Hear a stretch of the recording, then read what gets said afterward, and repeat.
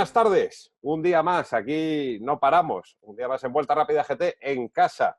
Cada uno estamos en nuestro rincón. Siempre abrimos aquí la pantalla a un ilustre del mundo de las carreras. Y si de ilustres se trata, pues nuestro invitado de hoy está en el top de la clasificación. Porque, Dios mío, Juanma Fernández Pellón, muy buenas tardes. Hola, buenas tardes. Podríamos gastar un vídeo entero enumerando el palmarés de Chus Puras. Sí, sin duda alguna. Es uno de los pilotos legendarios en el mundo del automovilismo en España. Él se especializó en los rallies, aunque ahora, como dicen, a la vejez de viruelas, está viviendo una segunda juventud en el mundo de los rides. Y bueno, pues es Jesús Puras, que es pues todo un referente para muchísimos aficionados. Diego Carabaña, muy buenas tardes. Buenas tardes, Ramón. ¿Qué tal? Vamos a aprovechar a hacer los consejos publicitarios. Si os gusta, ya sabéis, pulgar hacia arriba, le dais a me gusta, luego ahí tenéis un botón también que pone suscribirse, que no cobramos, de verdad, es gratis. Podéis suscribiros y os llega una notificación cada vez que perpetramos un vídeo.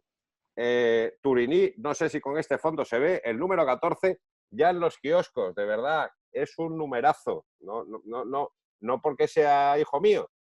Habrá que hacer un Turiní especial, una entera de Chus Puras, ¿no? Sí, ya Chus ha aparecido en la revista con uno de los coches que más además nos piden a la hora de las láminas y todo esto, porque el Sara Kit Car es un coche que yo no sé cómo se ha colado en la mente de tanto aficionado, es su coche fetiche y todo el mundo quiere tener la lámina, el póster del Sara Kit Car. Chus Puras, muy buenas tardes, bienvenido. Perdón, que estamos hablando aquí.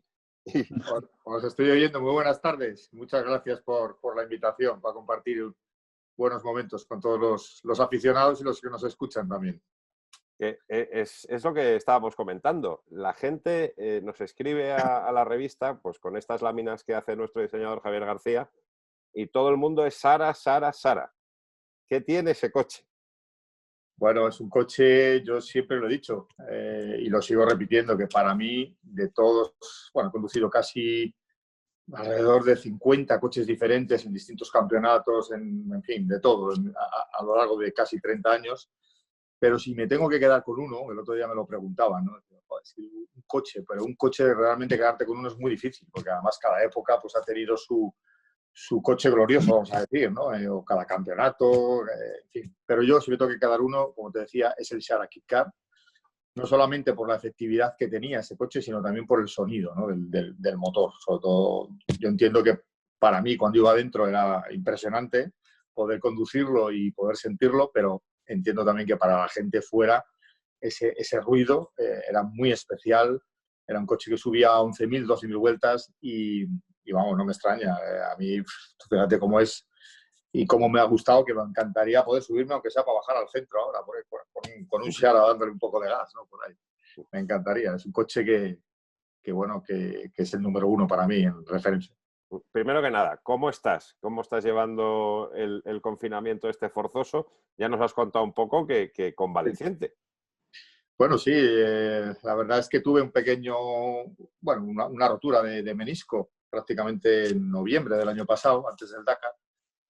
Por motivos de que el Dakar estaba tan cerca, no me atreví a operarme, aunque era una operación sencilla, pero ya sabéis lo que es entrar en un quirófano y opté por dejarlo pasar, dejarlo estar. Y ahora he podido, pues, cuando ha pasado un poco ya el lío de coronavirus, por lo menos la época más dura, donde estaban colapsados todos los centros sanitarios, pues me dijeron que había un hueco y me he operado y ahora, pues bueno, ya llevo ya 10 días, estoy en recuperación, pero claro, se me han juntado un poco los 40 días y ahora parece que tengo otro mes y pico, que tengo que estar un poco pues bajando todos los días al centro de rehabilitación, que afortunadamente lo tengo muy cerca, la Mutua Montañesa. Y bueno, yo creo que en un mes estaré listo, ¿no? Pero bueno, son cosas que pasan. Evidentemente, lo importante es que estamos avanzando en esta pandemia, que ya nos queda poco para hacer una vida normal y nada, y que yo la verdad es que lo he llevado bien, bueno, he podido hacer sobre todo un poco de deporte con una habitación que tengo aquí abajo con mis cosas y un banco y mi bici, en fin. Y afortunadamente pues he podido hacer cosas cuando no se podía salir y ahora, bueno, estoy convaleciente con la operación, pero bueno, intento dar mis paseos y la verdad que en ese sentido estoy tranquilo porque todavía queda mucho por delante. Desafortunadamente, sobre todo porque han cancelado muchas cosas, muchas carreras, pero bueno, yo creo que hay que mirar hacia adelante y a ver dónde podemos estar este año, que dudas hay, evidentemente. Y entonces fuiste al Dakar con una rotura de menisco. Que Sí, la verdad que si el rally es duro, esta incógnita en la ecuación también le añade complicación.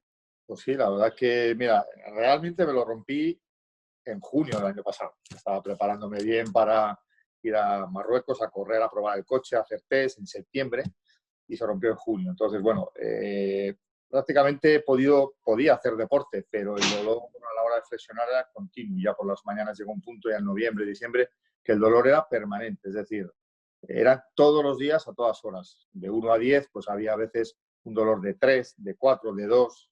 Ese era el dolor, ¿no? Pero bueno, en el rally yo creo que estaba tan concentrado y tan encantado de estar por ahí encima de las dunas y dándole gas, que es lo que me gusta, que prácticamente no tuve muchos problemas, ¿no? Algún ibuprofeno que tomé de vez en cuando, pero poca cosa, la verdad que no me dio muchos problemas. Juanma, ¿cómo te parece que empecemos esta charla? Hablando de la carrera de Chuspuras, con cierta... No sé si podemos ir de delante a atrás o de atrás a adelante, ¿no? Porque está hablando del año pasado, sí, de esa rotura de menisco, y es el año 2019, que era el centenario de Citroën. Pues no te voy a decir que fue el centenario de Puras, pero que fue como la fiesta mayor de Puras, porque también volvió al Campeonato de España de rallies con Citroën.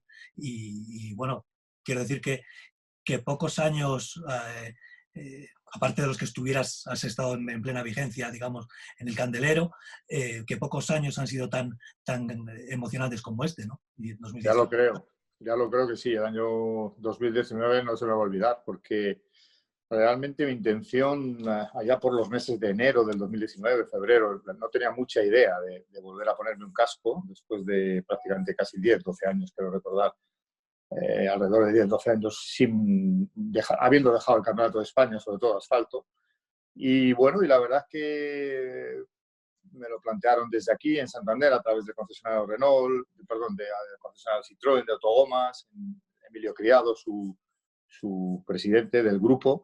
Y la verdad es que, bueno, me convenció y yo vi una manera también bonita de poder ponerme el casco otra vez y dar las gracias más que nada a toda la afición, ¿no? Eso era ser un poco el objetivo, ¿no? Y bueno, y eso es lo que hicimos en el Rally Trasmiera, no sé si os recordáis, pero la verdad que fue muy emotivo, es un rally que es espectáculo puro, no tiene tiempos de velocidad y no hay, digamos, que pelearse, ¿no? en un tramo, y ese fue un poco mi vuelta, ¿no? Y la verdad que mi objetivo era pues poder probar un coche de última generación de la marca Citroën, y sobre todo también agradecer a toda la afición, bueno, porque además mucha gente quería que me pusiera el casco, que saliera otra vez en un rally con un Citroën, pero bueno, yo llevaba ya casi, como te digo, 10, 11 años que no tenía idea, vamos, no estaba en mi mente el ponerme el casco otra vez para competir, ¿no?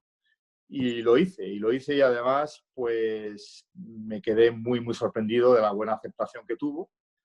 No solo por los aficionados, sino incluso también por los medios de comunicación y mucha gente que les hizo mucha ilusión que yo volviera. Y fruto de ello, pues, como sabéis, la marca Citroën en ese momento, en 2019, celebraba los 100 años de historia de la marca. Yo obviamente me he considerado siempre parte íntegra de esa marca porque conseguí dar la primera victoria a la marca francesa en un World Rally Car, en el Mundial, con el Shara World Rally Car. Y sobre todo porque conseguí con ellos 6 títulos, ¿no? de los 8 del Campeonato de España. Entonces, bueno, yo siempre me he sentido parte de esa familia y me pareció un gesto muy bonito, una invitación preciosa y poder participar en 2 pruebas del Campeonato de España y sobre todo estar con los pilotos de hoy en día, con toda esta nueva generación, en fin, descubrir un coche de los que se llevaban ahora después de 12 años, 11 años. Y la verdad que ha sido un año muy bonito y no se me va a olvidar porque creo que lo he pasado muy bien. Lo de menos fue el resultado, yo creo que incluso para todo el mundo, ¿no? Hombre, había gente que pensaba que iba a ganar todo, pero claro, venir después de 12 años sentado en el sofá de tu casa y meterte en un coche de última generación y querer ganar ya es imposible, eso es imposible, y sobre todo porque hay gente muy buena y hay gente joven y que están muy rodados, y es normal que bueno, pues hice 2 quintos en las 2 pruebas del campeonato y la verdad que muy bien, porque me lo pasé muy bien. Oye, ¿y cuál es la conclusión? Dices, me gusta más esto, donde esté lo mío que se quiten las modernidades, a ver estos chavales, ¿campeonatos de aquella época o el actual?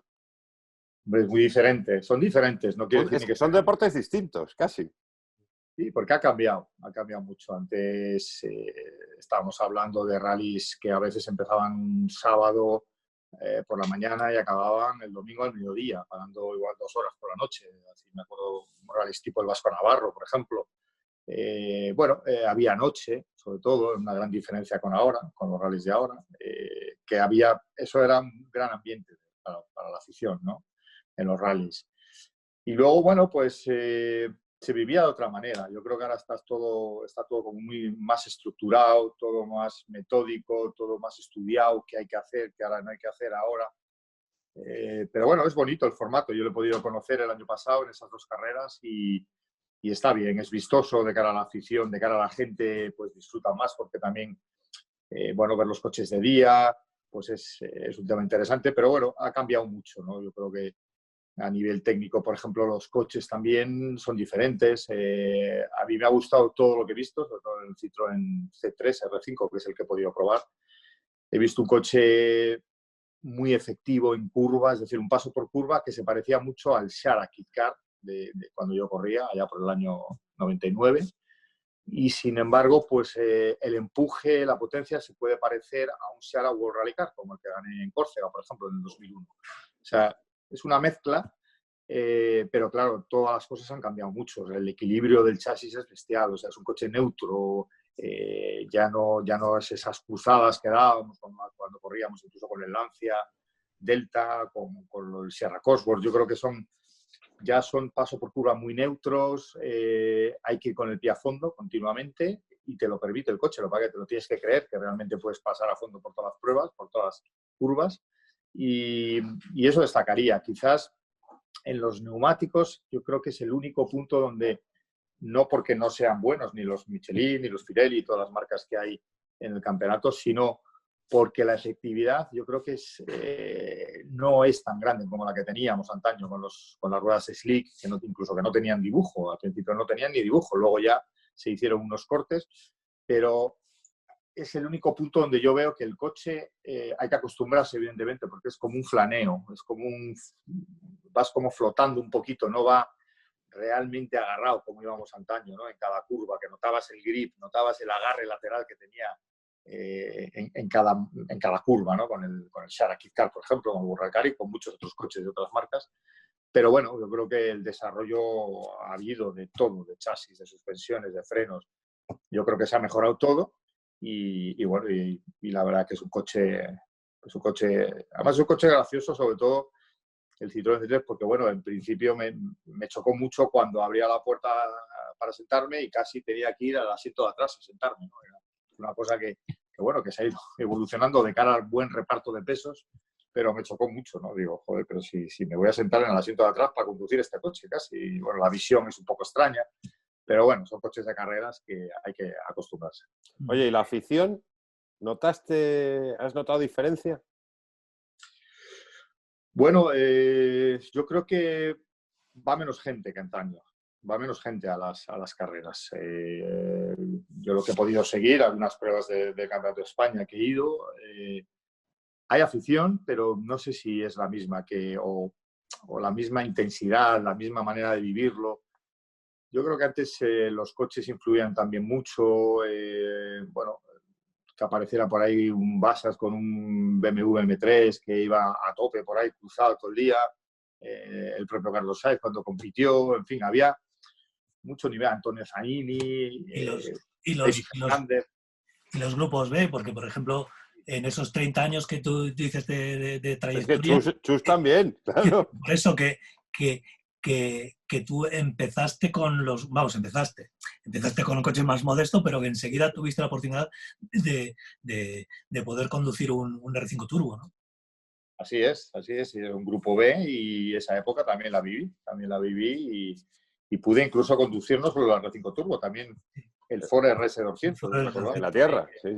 Ese era un auténtico grupo B de 550 caballos, 4x4. O sea que toda esta época, pues bueno, esa época sí que se hizo afición, evidentemente, ¿no? El grupo B, coches de 500, casi 600 caballos, los Audis, todos los Peugeot, los Renault. Yo creo que eso, claro, cuando tú te acercabas a un rally y veías eso, echabas a correr para arriba del monte para colocarte por ahí, porque no te lo podías creer cómo podía pasar un coche a esas velocidades, sobre todo cómo llegaba y cómo desaparecía. Era una cosa inhumana, ¿no? Pero bueno, quizás los coches, como te digo, hubo una importancia grande de que eso creara más afición. Luego hubo un problema, no recuerdo exactamente, pero yo creo que alrededor del 2004, 2005, creo que fue, en campeonatos de España y campeonatos nacionales en general, se optó, si os recordáis, por la categoría Kit Car. Entonces ya, de repente, ya los Grupo B no existen, ya los Grupo A potente o World Rally Car incluso ya no existían tampoco en los campeonatos nacionales. O sea, si querías ver un World Rally Car tenías que ir al Campeonato del Mundo de Rallys.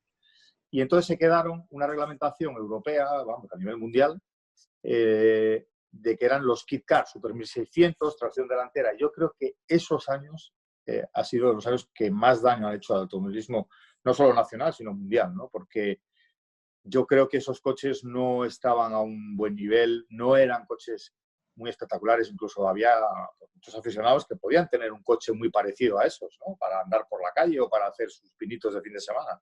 Entonces, yo creo que ahí pegó un bajón el automovilismo, bajo mi punto de vista, ¿no? Y luego, pues bueno, ha sido complicado el retomar otra vez todo ese camino perdido que se perdió durante varios años. Y yo creo que, bueno, pues por eso han hecho un poco, como ejemplo, el Campeonato de España, pues han tenido que ir lidiando con esa falta de espectacularidad, pues metiendo clases diferentes, coches diferentes, haciendo ahí un mejunje que luego al final han ido dándole un poco técnicamente un equilibrio y al final, bueno, pues tenemos campeonatos tanto nacionales como internacionales, pues yo creo que bastante buenos y donde hay competitividad, vuelve a haber coches un poco vistosos que realmente te apetece ir a una carrera para ver algunos. Oye, no, Juanma, di.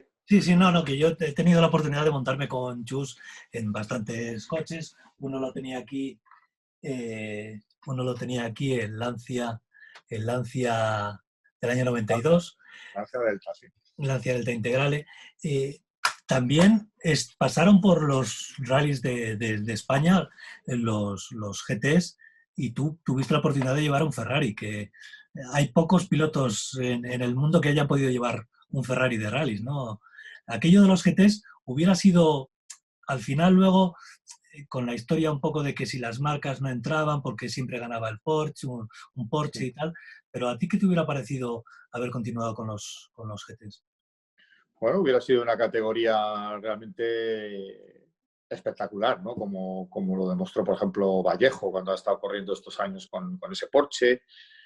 Y evidentemente el proyecto de Ferrari, bueno, era un proyecto precioso que a mí me encantó. Me encantó cuando me lo propusieron, el poder desarrollar y trabajar con Piedrafita Sport y todo el equipo de ingenieros y el propio Julián Piedrafita, pues trabajar en ese proyecto. Creo que, bueno, pues la verdad que me sorprendió. Primero por lo que dices, porque Ferrari nunca había estado en ningún proyecto de rallies, o por lo menos que yo sepa no habían desarrollado ningún modelo que estuviesen ahí de una forma masiva en un campeonato de rallies de asfalto, por ejemplo.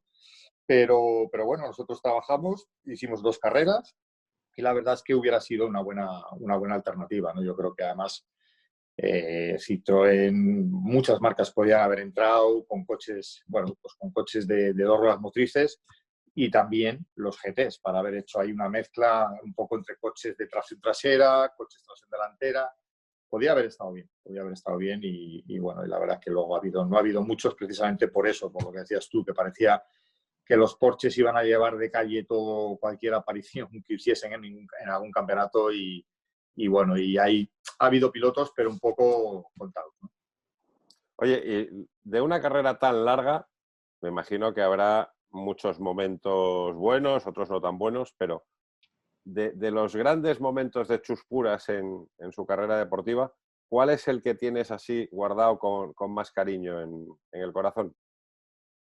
Bueno, tengo muchos. La verdad que, como te puedes imaginar, en 30 años ha habido momentos muy emocionantes, ¿no? de todos. Desde que gané, por ejemplo, mi primera prueba del Campeonato de España en Cantabria, precisamente. Mi primer campeonato de España, cuando consigues un campeonato de España, después de luchar muchos años como privado, te haces un hueco, consigues ser piloto oficial y ganar un campeonato de España, también. Pero, evidentemente, si me pides uno, yo sin lugar a dudas, para mí Córcega 2001 fue un poco, digamos, o la satisfacción o la recompensa, vamos a decir, de muchos años de trabajo, de muchos años de sacrificio, de dedicación.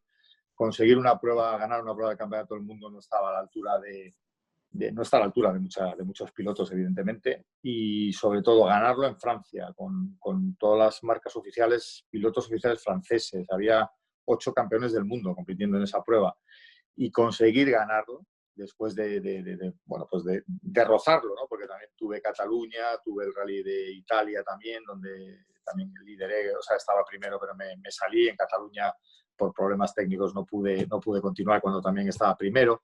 En fin, estuve rozando muchos rallies la victoria en pruebas del Mundial, pero al final pues, fue Córcega, ¿no? Y Córcega ya es un rally mítico en mi vida. Creo que, como te digo, resume un poco pues mucho de mi carrera deportiva, ¿no? Por no decirte casi todo. Además, un Córcega, se podría decir, de los de antaño, cuando el Rally de Córcega... El otro día decía Antonio Boto que cada vez que oye la palabra Córcega se le revuelven las tripas. Bueno, no sé, quizás de copiloto se pasa más en tanta curva, ¿no? Pero yo Córcega lo descubrí, creo recordar, en el año 91, me parece, creo recordar, 92. Bueno, la verdad es que es un rally que no se parece en nada a cualquier rally de campeonato nacional. Es decir, eran pruebas muy reviradas, tramos larguísimos, o sea, muy extenuantes a la hora de conducir y también muy bonitos, ¿no? Porque, bueno, conducir, digamos, curva con curva, sin respiro, atacando a tope, yo creo que es un rally como piloto para disfrutarlo muchísimo como piloto. Un piloto que fue rival, uno de tus rivales en la época de los Kit Car, Daniel Alonso, el otro día, justo en esa charla, hablando del rally de Córcega, decía que ahora se hace una edición de clásicos y que, como con esto del COVID-19 y la suspensión de las pruebas no sabe qué es lo que va a hacer, que uno de sus deseos sería ir a Córcega a disputar el rally. O sea, que le puedes llamar por teléfono y decirle, a ver, aquí uno que ha ganado el Rally de Córcega, ¿qué quieres saber? Sí, con Daniel me llevo muy bien y nada, y la verdad que ese rally lo va a pasar bien de cualquiera de las maneras, ¿no? Y sobre todo porque es un rally, como te digo, para disfrutar a la hora de conducir y nada, y espero pues que nos lo pueda contar también, ojalá. Oye, Sí, no, aterrizaste en el Mundial en el año 91 con Mazda y fue digamos que un desembarco que no salió demasiado bien, ¿no? un coitus interruptus, que se llama. Sí, la verdad es que nos llevamos, eso fue también un momento delicado también, porque no entendimos por qué a Kim Valborg, después de firmarme un contrato de 6 carreras, además con todo el apoyo de la marca Mazda en España, pues habíamos firmado 6 carreras sin ningún aporte de ninguna cosa, es más, como piloto oficial, cobrando, evidentemente. Y la verdad es que, bueno, pues no, después de la tercera carrera, la segunda carrera, hicimos Monte Carlo y luego hicimos Portugal, pues nada, nos llamaron, tal, oye, hay que meter dinero en el equipo, ¿por qué tal? ¿Por qué no podemos seguir? Y yo, bueno, no sé, yo tengo este contrato que me has firmado, tenemos 6 carreras para hacer juntos, nos habíamos chocado en Monte Carlo, recuerdo, en un alto, con una placa de hielo, bueno, una historia, y luego ya el segundo rally acabamos octavo, que fue la primera que acabé del Mundial, digamos, en el Rally de Portugal. Y a partir de ahí ya no hubo, cortó la comunicación, yo tuve que ir con uno de mis patrocinadores personales, bueno, pues por echar una mano, pero realmente pensaba que, bueno, que si podía echar una mano lo echaba al equipo, pero yo nunca pensé que mi programa estaba en peligro, ni mucho menos.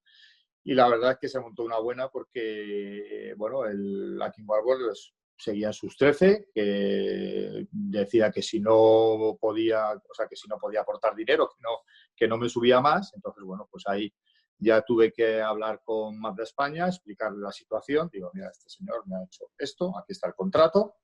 Llamamos a los japoneses para que tuvimos una reunión en Bruselas con ellos y con la marca de Mazda España, y se lo pudimos explicar absolutamente todo lo que había pasado, que era un grave perjuicio no solamente para mí, sino también para Mazda España, porque habíamos anunciado una serie de proyectos, de acciones, de marketing, en fin, un montón de cosas, y este señor pues de repente se le torció la mente y dijo que no corría más. Entonces, la verdad que me llevé una grandísima desilusión porque me perjudicó mucho. Pero bueno, al final pues yo creo que yo seguí mi camino. A la King Warble le cortaron el grifo, le echaron de todo el equipo, le quitaron el departamento de competición y lo desmantelaron, ¿no? Al final de ese año. Y la verdad que bueno, pues esa fue un poco la historia. Y luego vino esto, ¿no? Y luego vino esto, sí, el sí. segundo título nacional, ¿no?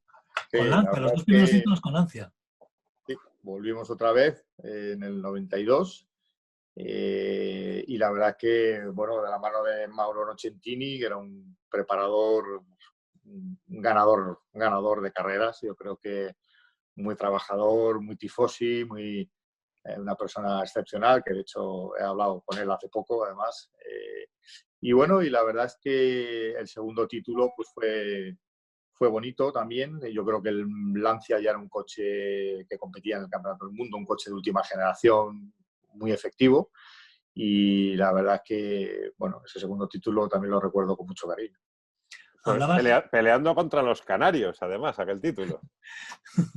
Sí, peleando contra todos, sí. Porque cada vez que llegábamos allí sí que había mucha máquina, mucho coche y grandes pilotos también que se conocían muy bien el terreno, en fin, yo creo que... Pero bueno, siempre sabíamos que cuando íbamos a rallies fuera, sobre todo en Canarias, pues teníamos, bueno, en Canarias o en la península con Canarias también. Y bueno, y la verdad es que fue un año bonito, un año de peleas, en fin, yo creo que salió bien. Y peleamos, además.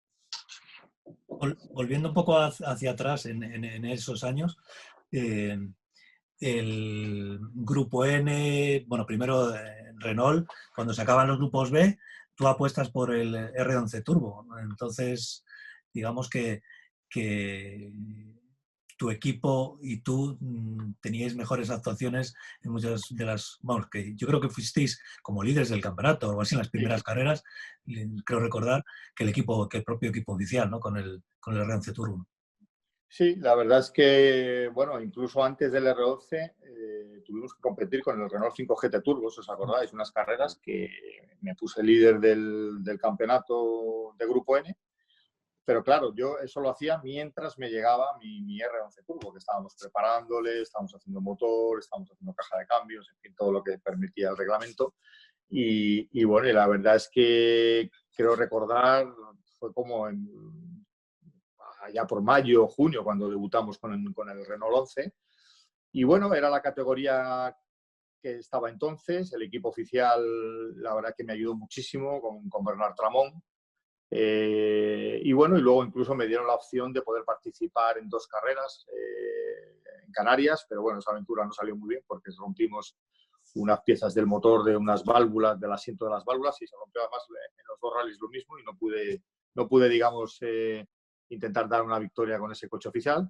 Pero el año salió muy bien. El año creo que acabé cuarto en el Campeonato de España.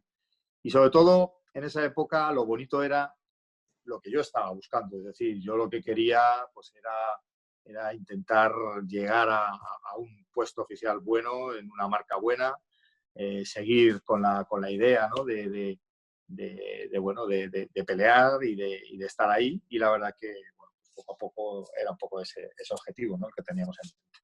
Sí, que lo conseguiste ganando el grupo N con el Sierra Sí. Cosworth, y luego ya el equipo Ford durante esos años estuvo muy bien establecido, ¿no? Porque tenía el grupo N, el piloto que ganaba el grupo N después de que Carlos Sainz ya se fuera al Mundial, se subía al grupo A, pasó contigo y con el catalán.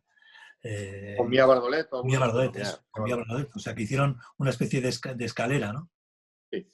Bueno, ese año, en el año 88, perdón, fue cuando ahí más o menos ya di el salto profesional. Ya teníamos un contrato, recuerdo que firmamos contrato con el RACE también, con Ford España, bueno, varios patrocinadores, y ahí ya un poco ya me sentía bastante arropado por la marca en España y por la marca a nivel internacional, ¿no? Y bueno, y la verdad es que con ese grupo N pues hacía tiempos muy buenos. Yo lo que quería era eso, ganarme un poco el puesto. Yo sabía que Carlos Sainz iba a pegar el salto tarde o temprano al Mundial, y mi objetivo era pues ese, luchar por hacerlo bien, por ganar ese Campeonato de España, que al final lo conseguimos, y sobre todo también conocer muy bien el Campeonato de España, porque mis apariciones en años anteriores era un poco lo que nos permitía el presupuesto. Íbamos haciendo carreras, de 8 o 10 carreras pues hacíamos 6 en el Campeonato de España, en fin, íbamos un poco pues como va todo el mundo cuando eres un piloto privado, ¿no? Y entonces, bueno, pues salió muy bien, y eso me dio pues el pase a poder coger ya al año siguiente, en el 89, ser piloto oficial ya 100% de la marca Ford. Y bueno, y la verdad que estuvo muy bien. Sí, antes hablabas de Bassas, ¿no? Aquel año Bassas corrió como un avión, ¿no? Sí. La verdad es que Bassas estaba muy hecho a su coche. Aparte de ser espectacular, era muy efectivo, tenía muy buenos medios, buenos neumáticos. Bueno, yo creo que lo hacía muy bien.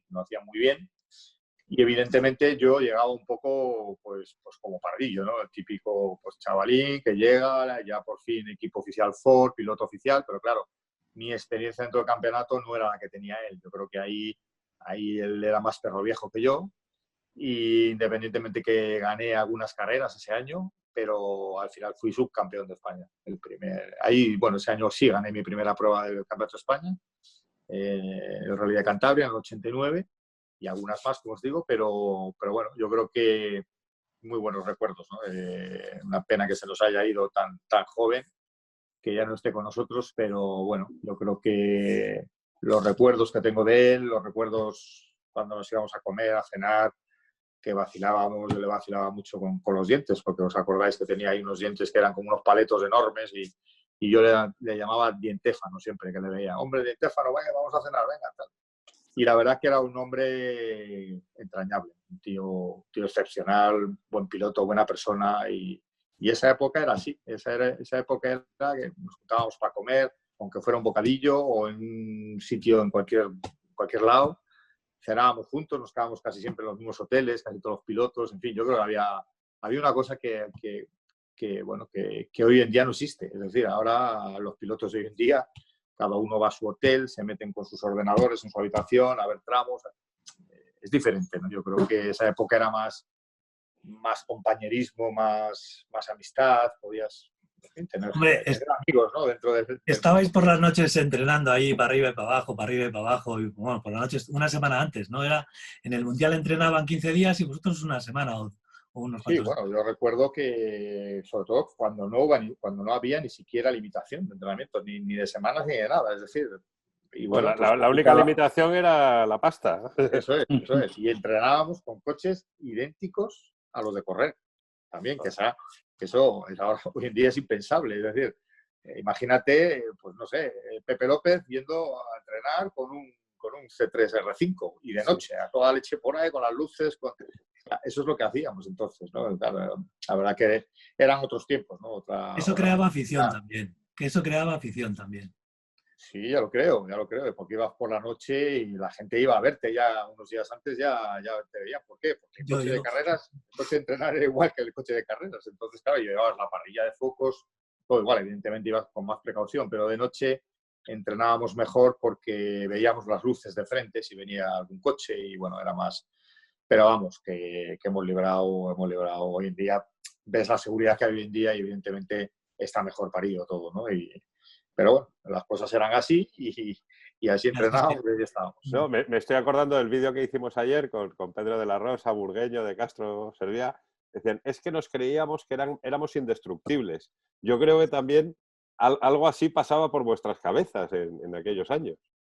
Sí, la verdad es que no lo pensábamos, ¿no? Es como cuando tienes 18, 16 o 20 años, ¿no? Que muchas veces dices, bueno, pues no las piensas, ¿no? Dices, joder, voy a hacer esto, hago esto, lo hago porque lo siento, porque lo puedo hacer y la verdad que nadie te decía nada.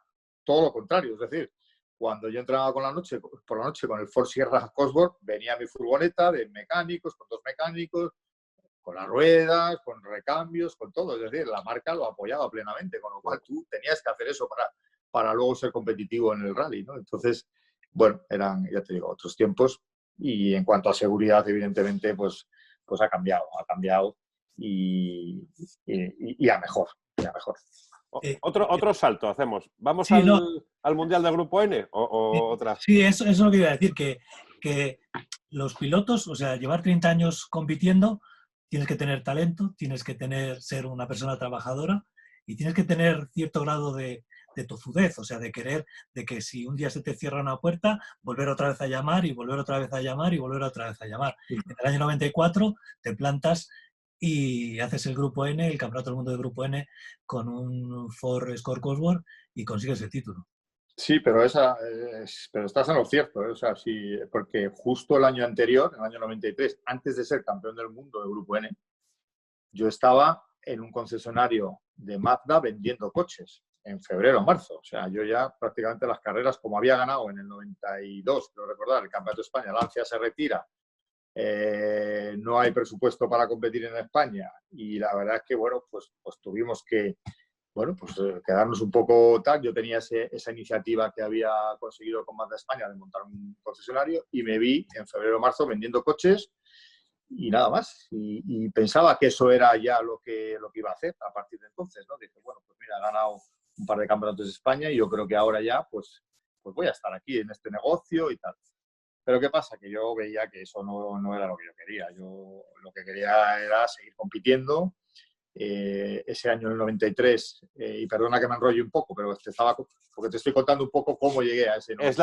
Es la idea, Chus, que te enrolles. Entonces, bueno, yo cogí en junio y le dije a mi mujer que me iba a Madrid, que me iba a ir 3 meses, quería intentar hablar con marcas, hablar con patrocinadores, hablar con medios, con amigos e intentar pues buscar los apoyos necesarios para intentar hacer el Campeonato del Mundo al año siguiente, porque no quería, digamos, después de 2 veces 2 títulos nacionales con Lancia, no quería que eso fuera ya todo, es decir, ir para atrás. Entonces, el camino derecho ni me lo planteé, es decir, dije, yo creo que tengo que ir al Mundial, tengo que seguir en el Mundial. Había tenido esa pequeña experiencia con Mazda en el Campeonato del Mundo en el año 92,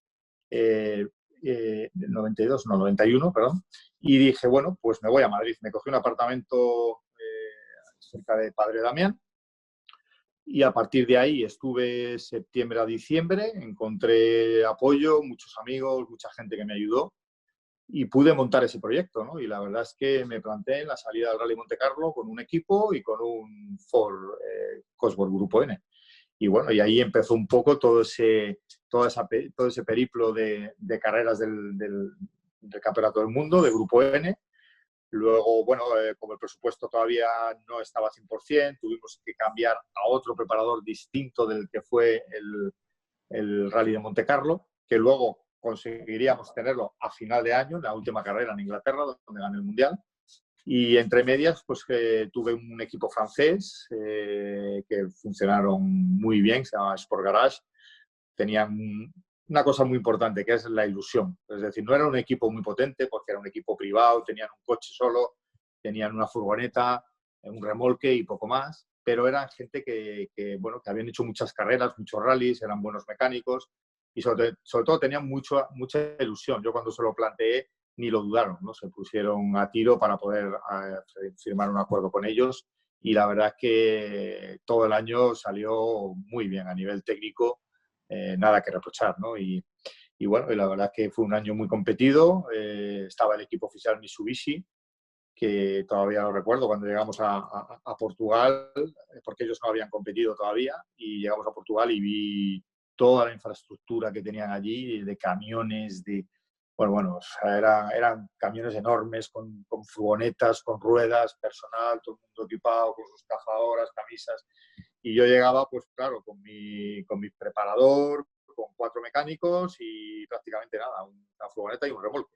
con las ruedas encima. Entonces, bueno, pues la verdad que acojonaba un poco cuando lo veía, pero bueno, ya habíamos tenido esa experiencia en el Monte Carlo, ya teníamos, bueno, pues un poco de rodaje y todavía quedaba mucho por delante, ¿no? Es lo que pensaba en ese momento. Y la verdad que, bueno, salió bien, ganamos incluso el Grupo N, el Rally de Portugal, después de perder un montón de tiempo, pero bueno, yo creo que salió muy bien. Fuimos poco a poco, rally a rally, y bueno, incluso nos fuimos hasta Nueva Zelanda, porque sacamos un poco más de presupuesto y la verdad que lo tiramos en balde porque no sirvió para nada, porque en el tercer tramo nos equivocamos en una curva y nos salimos, nos quedamos prácticamente a 2 metros del arcén, pero con el coche inclinado. En Nueva Zelanda no había prácticamente afición allí en esos parajes que haces cientos y cientos de kilómetros sin ver a nadie, y no pudimos devolver el coche a la carretera, volverlo a meter y nada, y otra vez pues para casa después de ir hasta allí, ¿no? Que fue un viaje bastante largo. Pero bueno, la recompensa fue en el rally de Inglaterra, que bueno, teníamos que acabar entre los 3 primeros para ganar el Mundial. Un rally muy complicado, muy difícil, porque era de los rallies que hablábamos de antes, ¿no? Del Mundial, no del Nacional, sino del Mundial, de 4 días, 5 días, por los bosques de Escocia, con nieve, en fin, era angustioso muchas veces, ¿no? Porque no sabías las condiciones que te ibas a encontrar. Y bueno, fue un rally muy complicado, muy duro. Yo sabía que tenía que hacer ese tercer puesto, estar entre los 3 mejores para ganar el Mundial. Y así fue. Fui dosificando, fui viendo, en fin, defendiéndome de muchos ataques, de muchos ingleses que conocían muy bien el terreno, y conseguí acabar tercero y ganar el Mundial allí. Y la verdad que, bueno, eso fue yo creo que un paso muy importante en mi carrera. Aprovecho para hacer un poquito de spam. La historia del 94, si la queréis leer, disfrutar de su lectura, en el número 12 de Turini, que todavía hay disponibles, que nos contactáis en la revista y podéis haceros con uno. Impresionante reportaje. Chus, ¿puede ser que en aquella época para ganar el Grupo N el secreto fuese ir sobreviviendo más que ir atacando? Bueno, ha habido rallies que había que sobrevivir y otros que había que atacar, o incluso sobreviviendo en algunos rallies te las tenías que jugar en algunos tramos para intentar ganar, ¿no? Pero bueno, en Córcega fue un rally complicado, como te decía, en Inglaterra sí era un rally de dosificar. Monte Carlo, bueno, fue un rally que también era un rally de hacer un debut razonable, coger los primeros puntos, intentar, no cometer muchos errores. Y bueno, y al final pues conseguimos nuestros primeros puntos, aun a pesar de que ese rally pues siempre es un rally que hay que ir con una media, ¿no? Pero bueno, ha habido, en ese año yo creo que hubo un poco de todo. Rallies, como te digo, de apretar y ir a fondo desde el principio. Jorge Recalde no me lo ponía nada fácil, ¿no? Jorge Recalde era el piloto oficial de Mitsubishi, y Sol de Holderich también en algunos tramos y en algunas carreras iba una alemana que iba muy fuerte. Y la verdad es que, como te digo, ganar un campeonato del mundo no es fácil, ¿no? De Grupo N ni de cualquier campeonato del mundo, de lo que sea. Y la verdad es que, bueno, tuvimos que luchar y luego, bueno, eso lo que te hace al final es darte un nivel muy bueno, pero siempre hay que tener cabeza, ¿no? Yo creo que los campeonatos se ganan con cabeza y con corazón, ¿no? Las dos cosas. Y luego con Citroën, ZX. en el 94 gana el Campeonato del Mundo y ya fichas por Citroën, entras en el ambiente de Hidracita Sport, de José María Barroso, de Jefa Amada Salarich y como dicen, que las cosas ¿no? Dios escribe derecho con renglones torcidos. Al final era un proyecto para correr el Campeonato de España y terminas en el Mundial y ganas tú a lo largo de muchos años, digamos, Sí. ¿no? Que con Citroën es con la que consigues luego el sueño, ¿no?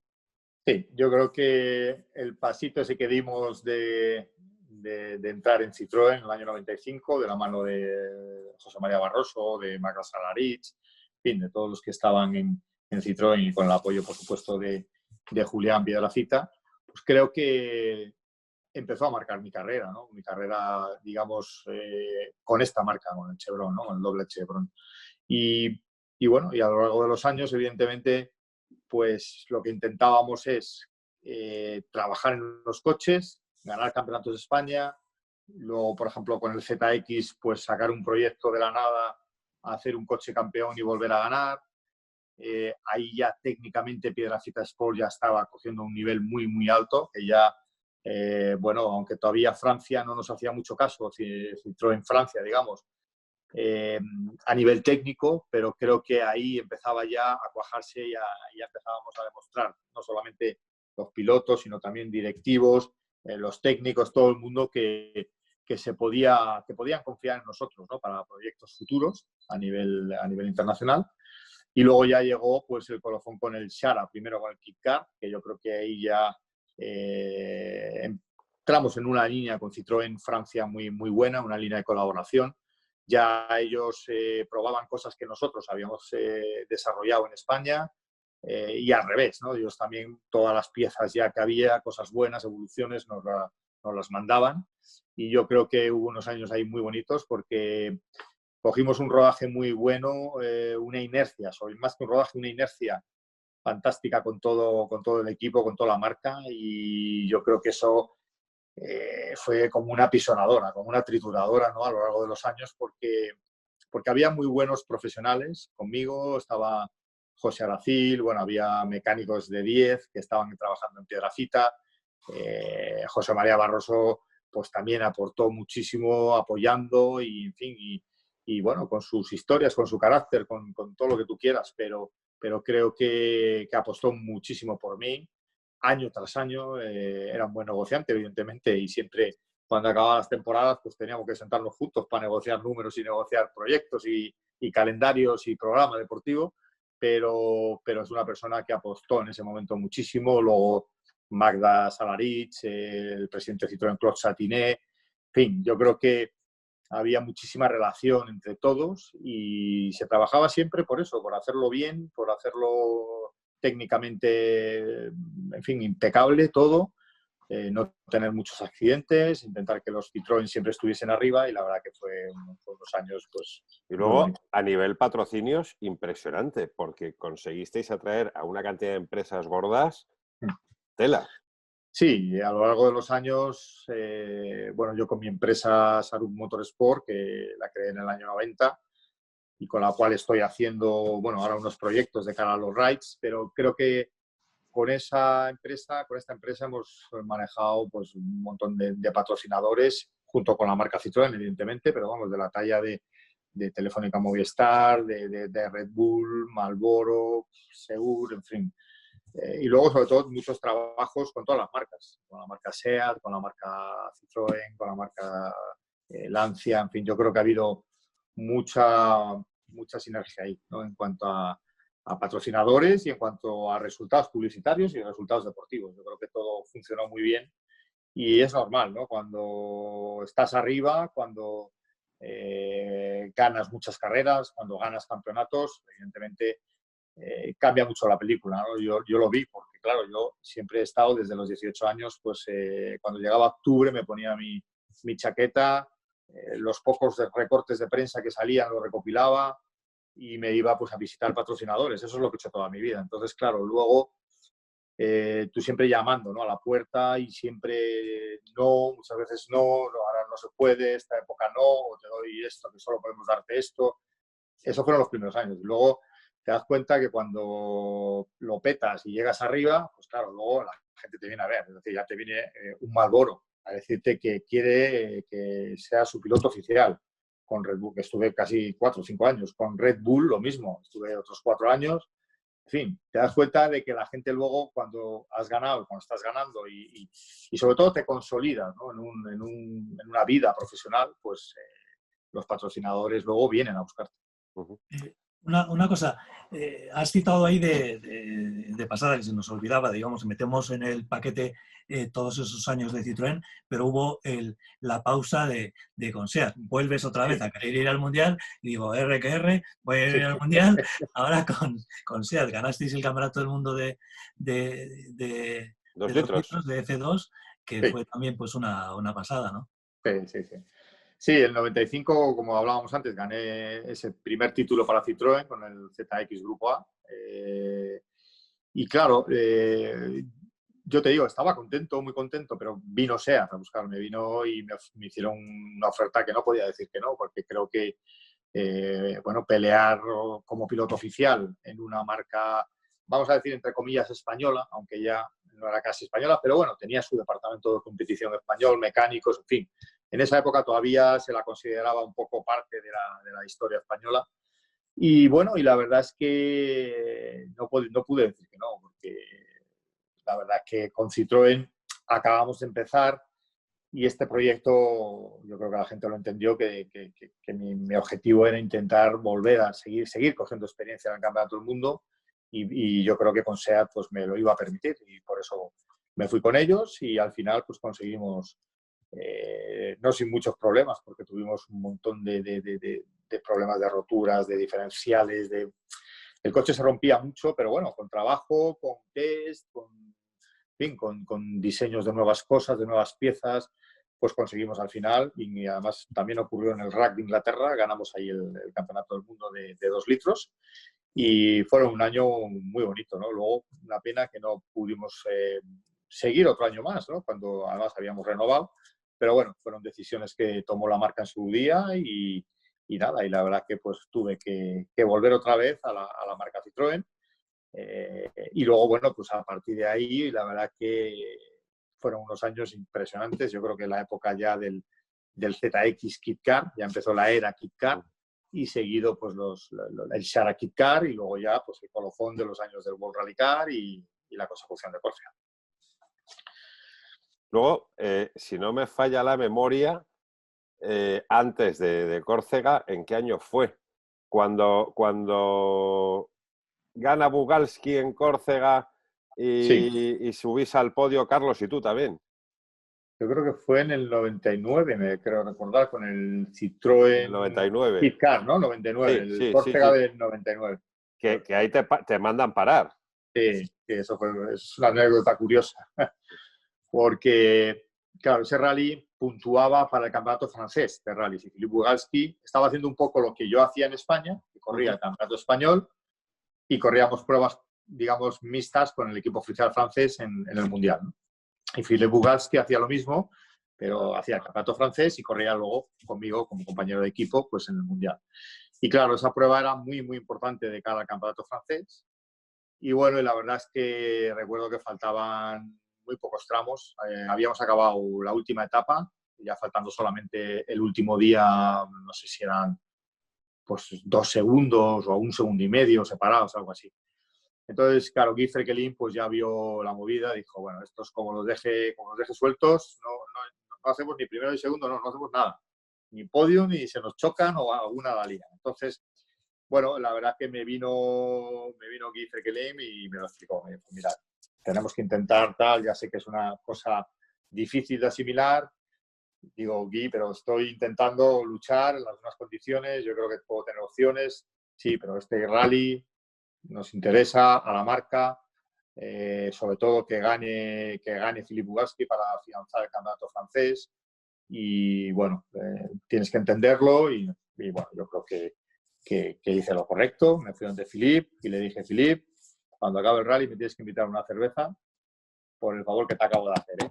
Así que vamos a intentar mantener. Yo la verdad es que seguí tirando porque lo que quería era correr, pero ya faltando un tramo pues ya tuve que aflojar y bueno, y dejarle ganar. Dejarle ganar, bueno, no sé si igual me hubiera ganado él, no lo sé, pero de cualquier caso lo que tuve que hacer es aflojar y dejarle ganar a él. Y te invitaron a la cerveza. Y me invitó Filip a la cerveza, sí, señor. Joder, Y lo recordamos además, lo recordamos en su momento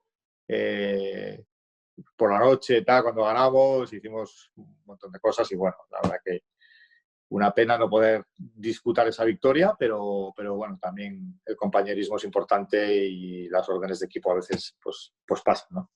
De tela, 2 españoles en un podio absoluto del Mundial. Sí, ahí estaba Carlos Sainz también, sí, lo recuerdo muy bien. Y la verdad es que, bueno, pues yo creo que había un buen nivel, sobre todo, bueno, yo había conseguido auparme poquito a poco, con mucho esfuerzo, hasta el Mundial para tener un coche competitivo. Y la verdad es que, bueno, ganamos a Carlos en algunas carreras por delante, pero bueno, no era fácil, evidentemente, porque él en esa época también estaba con su Toyota, que corría horrores y bueno, y con muchas marcas, ¿no?, en las que ha estado.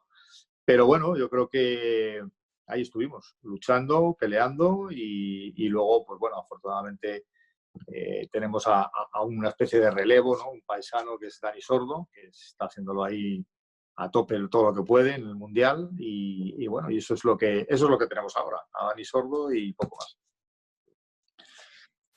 Juanma. Sí, no, que les lo iba a preguntar antes, el papel de Guy Frekkelin, porque es muy importante que en los equipos, quiero decir, que te lo diga Guy Frekkelin no es lo mismo que te lo diga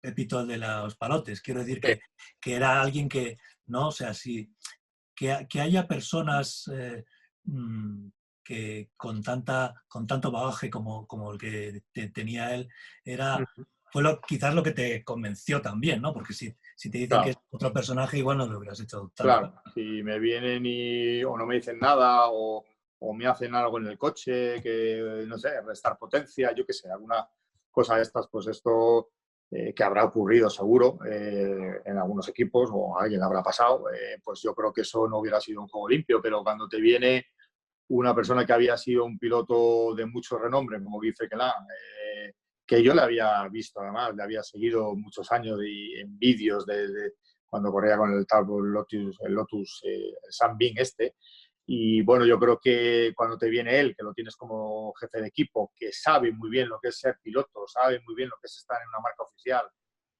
sabe lo que es también tener que defender bueno, pues esos resultados, ¿no? Y él, pues claro, estaba, digamos, ya como director de equipo, ¿no?, como jefe de equipo de Citroën. Entonces, bueno, él me lo explicó bien, yo tenía muy buena relación con él y lo vi bastante razonable, ¿no? Yo creo que estas cosas, como dices tú, si te lo explica otra persona, igual digo que no y me da igual, pero creo que, bueno, había que ser un poco sensato, aprovechar un poco sobre todo por el bien de la marca, porque eso es lo que estábamos intentando pelear, es decir, que la marca tuviera buenos resultados en todos los sentidos para que luego a Guy Frekkelin le autorizasen pues un presupuesto importante, como fue así para otros años, para seguir en el Mundial de Rallys.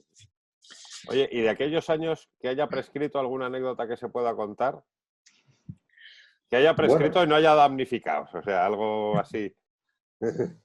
Pues no sé qué contarte, la verdad. Anécdotas, comentarte, por ejemplo, lo que me pasó en Montecarlo con aquel poste roto que había por allí. Eso fue una cosa también muy curiosa. Y no el damnificado, el único damnificado fui yo, porque me choqué y me dio un buen golpe en mi debut en el Mundial de Rallys, nada más y nada menos que en el Rally de Montecarlo, Mazda.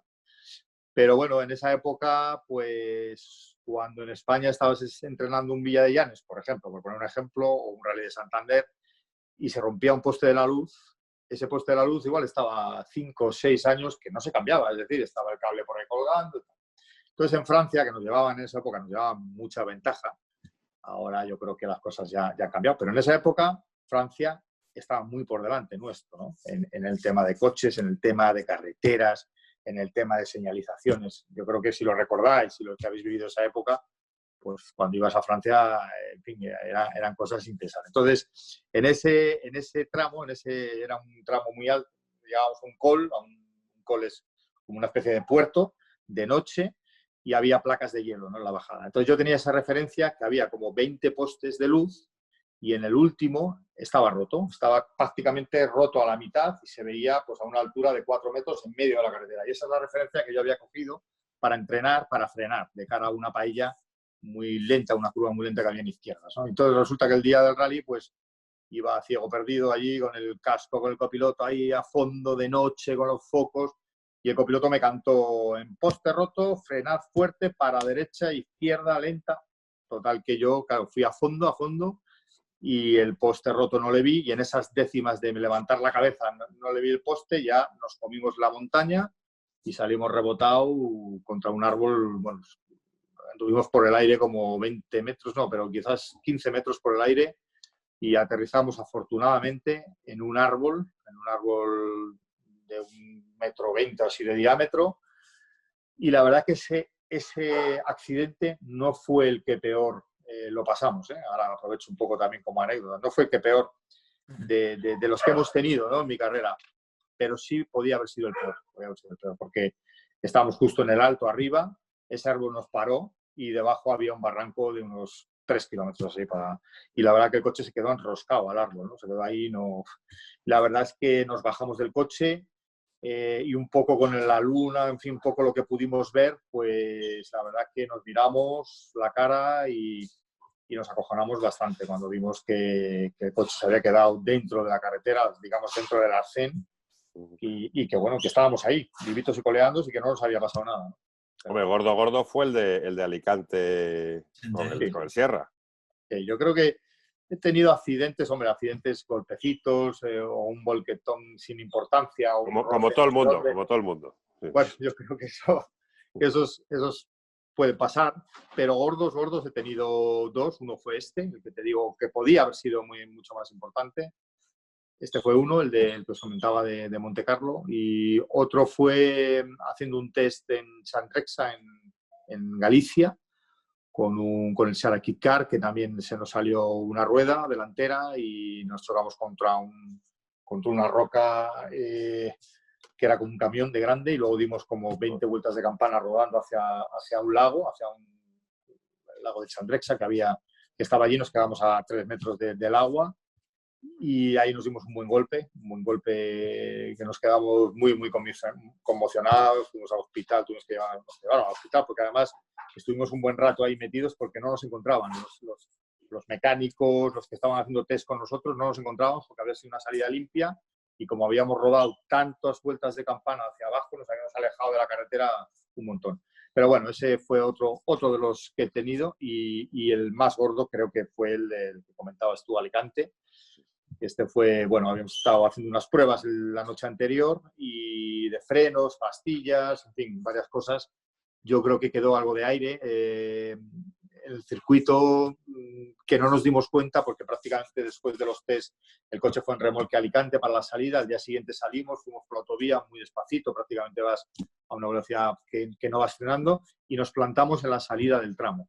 Entonces, ese tramo era hasta el accidente, eran 4 curvas, ibas de menos a más, primera, segunda, tercera, cuarta, y llegabas a ese puente, que era una derecha-izquierda, un puente romano de unos 30 metros, y la verdad que llegué allí a fondo, frené para reducir tercera-segunda, para entrar en el puente segunda, y prácticamente la primera frenada ya me di cuenta que el pedal se fue abajo. Veníamos en cuarta bastante lanzados, y volví a levantar el pie para intentar cebar y volver a apretar, pero ya era demasiado tarde y ya salimos despedidos, prácticamente en plano, volando como un avión hasta el otro cauce del río, y el coche se desintegró. La verdad es que las imágenes, hay vídeo por ahí en internet y varias, que tengo fotos también. Y la verdad es que tuvimos suerte porque salimos muy deprisa, es decir, porque era imposible entrar en cuarta a la velocidad que llevábamos en esa derecha, que era de segunda, y luego porque llevábamos también un Ford Sierra Cosworth, que era un coche bastante grande de chasis, y salimos planos. El coche, la suerte que tuvimos, que salimos planos, porque si llegamos a picar, si se llega a picar el coche de frente, creo que igual el motor pues nos hubiera entrado por el habitáculo. La verdad que tuvimos suerte. La verdad, mirando así al copiloto, después del aterrizaje, que fueron 2 segundos, pero vi a Tomás Aguado, que estaba sangrando por la boca, desmayado. Yo la verdad que pensé lo peor en ese momento, porque me giré le vi y pensé que se había reventado digamos, un poco de la compresión, ¿no? De volar 30 metros y incrustarte contra el suelo de una ladera de un río, y la verdad que le di golpes así, la verdad él reaccionó y simplemente era que se había mordido la lengua y se había desmayado un poco del shock, digamos, del golpe, ¿no? Pero estaba bien y no. Y luego yo, pues nada, me fui, las lunas estaban rotas, los cristales, todo, intenté salir mientras bajaba gente a ayudarnos, y ahí me di cuenta al apoyar el pie que el peroné se me había roto, y afortunadamente pues no fue nada más que eso, ¿no? 3 costillas el copiloto y un peroné, pero vamos, el golpe fue muy, muy bestia, sobre todo por la deceleración, ¿no? Yo creo que en los accidentes lo peor siempre es la deceleración, pasar de muchos Gs a 0 Gs, ¿no? Yo creo que eso es lo peor, porque si das vueltas de campanas y tal, el propio coche va absorbiendo mucho y vas bien amarrado, pero los impactos, como el que me pasó también, lo que os comentaba ahora en Galicia, en Chandrexa, ese impacto fue contra una roca con un camión de frente y paramos en seco, ¿no? Entonces, bueno, pues eso han sido un poco mis 3 accidentes más importantes, por no decirte los más gordos, en casi 30 años, así que el balance tampoco es muy malo. Diego, después de este, vamos, golpetazo de realidad, y nunca mejor dicho, vamos un poco con la fantasía. Sí. Trabaja, venga. Bueno, a ver, Chus, cuéntanos qué coche te ha faltado por correr con él, qué coche de pequeño veías y decías, joder, yo quiero correr con este coche algún día, qué rival decías, no sé, a ver, qué lleva este que no le pillo y que quiero probar ese coche, a ver qué narices hacían para ganarme. O no sé, qué prueba, qué campeonato, qué especialidad también. Sí. Bueno, Sorpréndenos. yo creo que los Lancia, en la época de los Lancia, cuando corría el equipo oficial Martini, yo tenía el coche de Mauro Nocentini, que era un buen coche oficial, pero lo que veía es que a Didier Oriol, por ejemplo, y a Juha Kankkunen no era capaz de cogerlos, ¿no? Y de hecho había estado incluso montándome con Juha unos días antes, no recuerdo, Cataluña, creo que fue en el 92, me parece, cuando corrí yo con el vehículo pintado con una publicidad de charro. Y bueno, y en esa época, pues yo creo que con Juha tuvimos una gran relación, una buena amistad, y bueno, yo creo que ha sido uno de los pilotos que siempre para mí ha sido referencia en el Mundial, y sobre todo porque luego en tierra, cuando estuve sentado con él en esos test que hicimos, o que hizo el equipo oficial Martini esa semana antes y tal, yo creo que vi la diferencia, ¿no?, entre los finlandeses, la forma de conducir, a lo que teníamos los europeos, ¿no?, en esa época, que era muy diferente. Y la verdad es que, bueno, pues eso es lo que te puedo contar, que a nivel de pilotos yo creo que Juha ha sido una referencia y sobre todo una gran persona, ¿no? He convivido muchísimo, no solo los rallies del Mundial, sino también en Canarias, cuando venía a correr rallies, después incluso ya de ya retirarse y todo, y la verdad que lo hemos pasado muy bien. ¿Y alguna especialidad que te haya quedado? Así de decir, pues bueno, el no Dakar... No le des pistas, que ya ahora va por el Dakar, ya... Sí, esa era una especialidad que tenía ahí pendiente, yo creo, fíjate, porque tenía mucha curiosidad por saber lo que era un Rally Dakar. Por eso me lié la manta a la cabeza y me fui en moto para descubrir el rally. Bueno, sabéis que soy muy, muy aficionado al enduro. Y lo quise probar. Yo creo que esa era un poco la especialidad que me faltaba, porque realmente cuando empiezas... Hoy en día, por ejemplo, se empieza con el karting, en fin, ya no es como antes, ¿no? Que antes, bueno, hacías karting, hacías cosas, pero bueno, luego estaban los rallies y yo empecé realmente en los rallies, porque yo previamente digamos, cuando era joven, antes de los 18 años, no hice carreras. Es decir, lo más que hacía era robarle el coche a mi madre en la finca de mis abuelos y luego traerse descojonado, que alguna vez fue curioso, pero íbamos para Santander desde la finca y mi madre, ¿pero qué me habéis hecho aquí? ¿Por qué suena esto? Tal y claro, habíamos dado un estacazo con mi hermano, que nos íbamos los dos por ahí, pero eso es lo que un poco hacíamos, no más. Entonces, bueno, pues yo creo que, en fin, eso fue un poco lo que hice, ¿no? Bueno, y que Chus nos tiene que hablar, como se dice normalmente, tiene que hablarnos de su libro, hace poco, bueno, pues esto del Dakar le ha llevado a montar su propio equipo. Bueno, sí, es una cosa que tenía ya en mente, bueno, con las ganas de, bueno, de poder montar una estructura. He visto que es una especialidad, sobre todo, que se disfruta mucho. Yo creo que el estar en las dunas, ya no solo en una carrera, sino el estar encima de las dunas con un vehículo de 4 ruedas motrices, lo que se disfruta en las pistas de arena, en los ríos secos, creo que es una especialidad que tiene un encanto especial para mí. Yo creo que cuando lo probé en la moto vi que eso tenía algo diferente, ¿no?, a lo que son los rallies. Por supuesto que yo los rallies no los cambio por nada, eso que quede antedicho, ¿no? Pero yo creo que los rides hoy en día, y sobre todo el Rally Dakar, que es lo máximo, es la máxima expresión, digamos, de los rides, pues es un rally que, bueno, que te hace disfrutar muchísimo. Y entonces, un poco fruto por esto, pues he decidido montar esta estructura que se llama Sarum Motorsport. Cuento con mecánicos ya profesionales, tengo bueno, los medios también a nivel de camión de asistencias, de motorhomes, en fin, todos los medios que hacen falta para poder, digamos, afrontar. Y me lo planteo, pues bueno, la idea de alquilar unos Can-Am, en principio en la categoría que participamos el año pasado. ¿Por qué? Pues porque creo que es una categoría que es razonable en cuanto a precios.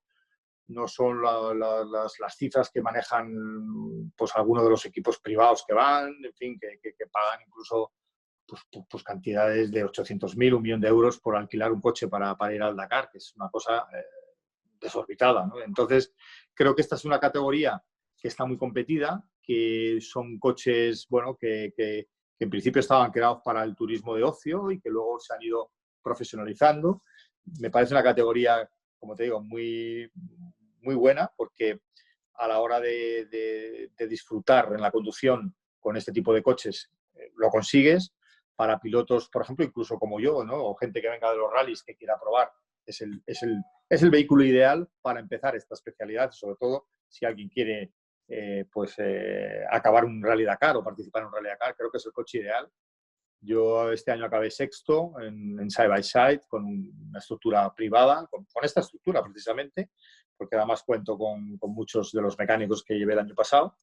Y la verdad es que, bueno, yo ofrezco pues un equipo muy profesional con mi experiencia. Es decir, yo creo que llevo 30 años compitiendo en equipos privados, en equipos oficiales, trabajando con marcas para el desarrollo de los coches, de las suspensiones, con buenas relaciones, buenos patrocinadores. ¿Algo de esto sabes? ¿Algo? Sí, yo creo que es lo que he hecho, ¿no?, durante toda mi vida. Entonces, bueno, ¿por qué no dar un poco también esa posibilidad a gente? ¿Por qué no montar este pequeño negocio, bueno, pues y disfrutarlo a la vez? Es decir, yo creo que si puedo alquilar coches de carreras y si yo puedo estar participando a la vez dentro de esa estructura que me permite pues a los pilotos que vienen pues poder también compartir con ellos todas mis experiencias y en fin, y enseñarles pues lo que yo he aprendido en estos años en los rides o en el campeonato del mundo de rallies, en fin, en toda mi experiencia. Creo que es una cosa bonita, es una cosa que bueno, que evidentemente la situación en estos momentos es complicada para echar este negocio a andar, pero bueno, yo creo que ya lo tenía pensado de antemano. Y si no es este año a nivel de muchas carreras, pues será el año siguiente, pero desde luego que la estructura está, las ganas están y en fin, y yo creo que es un buen aliciente, ¿no? Pero además es independiente a que yo corra, porque mi idea es seguir estando ahí. Para ir terminando, ¿cómo ves el futuro de la competición? Porque aquí hay gente que dice, no, al final vamos a intentar hacer una mini temporada este año, a nivel nacional me refiero, el Mundial están cayendo pruebas, se habla también de rally sin público. Bueno, es complicado, pues complicada la época que estamos viviendo porque se han suspendido pues, prácticamente la mayoría de las carreras que habían programadas desde marzo, tanto en el nacional como pruebas de preparación que había en Marruecos también previstas, por ejemplo, para el tema de rides. En fin, ha sido todo a nivel mundial, la Fórmula 1. Y bueno, yo creo que ahora va a haber un exceso de concentración entre los meses de septiembre a diciembre. Va a ser una época muy intensa porque todo el mundo, o muchas de las carreras, ya han ganado esas fechas entre septiembre y diciembre.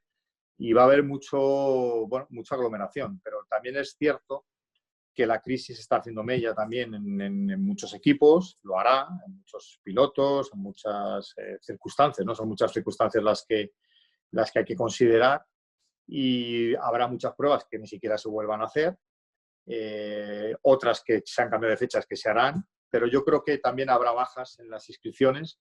Pero bueno, indudablemente tanta concentración en esos meses, eso va a ser así. Yo creo que lo vamos a encontrar. Pero bueno, vamos a intentar que la gente no pierda esa ilusión, ¿no? Yo por lo menos estoy en el confinamiento, he seguido trabajando en mis proyectos, con ilusión, pensando cómo se puede hacer, qué voy a hacer cuando pueda salir del confinamiento, cuando pueda reunirme con patrocinadores. Me ha permitido ir haciendo dosieres, ir haciendo, planificaciones, ¿no? Llamando a mucha gente, hablando con mucha gente todos los días. Y yo creo que la ilusión no hay que perderla, ¿no? Yo creo que hay que seguir hacia adelante. Yo espero que esto del coronavirus sea una anécdota. Bueno, esperemos que sea una anécdota, aunque la anécdota con todos los muertos que hemos tenido no se va a olvidar muy fácilmente, pero lo digo un poco en sentido un poco abstracto, ¿no? De que sea una anécdota dentro de unos años, pero indudablemente hay que pasarlo y sobre todo ser muy positivo e intentar tirar hacia adelante. Yo mismo, pues, ¿qué os voy a decir? He tenido muchas dudas también, como todo el mundo, ¿no? No es solo querer conseguir hacer los proyectos, pero te das cuenta que tienes esa especie de imposibilidad, ¿no? Real, que muchas veces incluso no quieres llamar a gente porque dices, bueno, es que esta empresa que ahora era mi patrocinador el año pasado y tengo muy buena relación con sus dueños, pero no quería ni llamarles porque sabía que estaban igual trabajando, intentando también pues ellos organizarse, ¿no? Entonces ha sido muy difícil y en algunos momentos pues estaba, no te voy a decir a punto de tirarlo todo por la borda, pero había días difíciles realmente. Supongo que nos habrá pasado a todos, ¿no? De decir, bueno, este proyecto, esto yo creo que no lo voy a poder sacar. Pero bueno, luego pues sigues ahí haciendo tu deporte, sigues un poco con esa ilusión y yo creo que eso es como hay que plantearlo, ¿no? Yo creo que no hay que tirar la toalla. Ese ha sido por lo menos un lema en mi vida, en lo que la vida me ha enseñado, que en el deporte siempre es hacia adelante, nunca mirando para atrás y siempre positivo. Juanma. Sí, no, hombre, me parecía perfecto todo como ha cerrado el tema, siempre positivo, ¿no? Siempre positivo, me parece muy acertado y eso. No, simplemente una puntualización. ¿Tu equipo está abierto a todo tipo de pruebas? Es decir, campeonatos de España, porque tú, digamos que como tu objetivo era competir en el Dakar, tú siempre has disputado pruebas como que son dirigidas a una preparación para el Dakar, pero tu equipo estará abierto, bueno, pues a competir en lo que son raids en todo tipo, sean nacionales, internacionales o lo que sea, ¿no? Sí, en principio la estructura que tenemos preparada es para cualquier posibilidad a nivel internacional o cualquier carrera nacional o internacional. Pero sobre todo yo creo que este año este pistoletazo de salida que hemos dado está más centrado en lo que es gente que quiera venirse al Dakar o incluso que quiera probar esta especialidad también, porque vamos a hacer varios test en septiembre en Marruecos, luego también algunas pruebas de preparación de cara al Dakar, y en estas pruebas de preparación siempre pues también hay mucha gente que ya me ha llamado que quieren probar, que quieren ver qué es lo que está en lo que es, bueno, pues ir por las dunas, la navegación, aprender un poco, tener un poco una experiencia, ¿no? Entonces, bueno, pues como te digo, está abierta, ¿no? Ahora quizás, como te digo, esta temporada es más enfocado al Rally Dakar o a las pruebas previas de preparación y sobre todo darnos a conocer un poco, ¿no? Pero evidentemente en el futuro, ¿por qué no? ¿Por qué no? Si hay algún piloto que le interese competir en un campeonato del mundo de cross country, en bajas, por ejemplo, ¿por qué no? Porque no podemos hacerlo, y yo creo que es un tema muy interesante y siempre además nos vamos a rodear de mucho personal, sobre todo que tenga experiencia porque es lo que me importa, gente que conozca bien esta especialidad y bueno, y luego mecánicos, ingenieros, todo eso ya lo tenemos bastante perfilado. ¿Y acabar en los rallies no se te ha pasado nunca por la cabeza? Pues no lo sé. Si me dejarais un Shara Kit Car, igual volvería a hacer alguna cosita por ahí. No, digo Pero como equipo, como estructura. bueno, como equipo, sí, como equipo, bueno, también, porque además una de las personas con las que estamos ahora, que tiene su taller propio y, en fin, y nos vamos a juntar para esta estructura, pues es una persona que viene de los rallies también, es un preparador, lleva ya muchos años. Y bueno, y él está también animado con las cosas y yo precisamente el otro día le he dicho, ¿no? Digo, aparte de los rides, que yo creo que es una especialidad que yo ahora estoy centrado, es sobre todo donde más dedico mi tiempo, le comenté esa posibilidad de abrir a lo que él también había hecho durante muchos años, que es preparación de coches y asistencias en rallies, y en ello estamos. Es posible que el año que viene pues podamos incluso incorporar algún proyecto, algún programa para dar asistencias en equipos en rallies, ¿por qué no? Y bueno, vamos a ver. De momento lo hemos puesto a andar y vamos a ver hasta dónde llegamos. La verdad es que las ideas son gratis y en ello estamos. Bueno, Los niños también. no sé si queréis apuntar algo más, compañeros. Uno de los vídeos también más largos desde que llevamos haciendo estos programas desde casa, pero es que el personaje, desde luego, da para un programa, 2 e incluso 3. Y no terminaríamos de charlar nunca. Chus, ha sido un auténtico placer. Muchas gracias. Pues, muchas gracias a vosotros y nada, igual me he enrollado demasiado, hemos hecho el programa demasiado largo, no lo sé, pero yo lo he pasado muy bien, he estado muy a gusto con vosotros hablando y nada, y lo dicho, daros las gracias también porque creo que estas cosas hacen más llevadero para mucha gente las cosas, o sea, y este confinamiento y nada, que mucho ánimo y que saldremos de esta todos juntos. Un abrazo fuerte a todos. Muchísimas gracias. Muchas gracias. Muchas gracias, Chus. Adiós.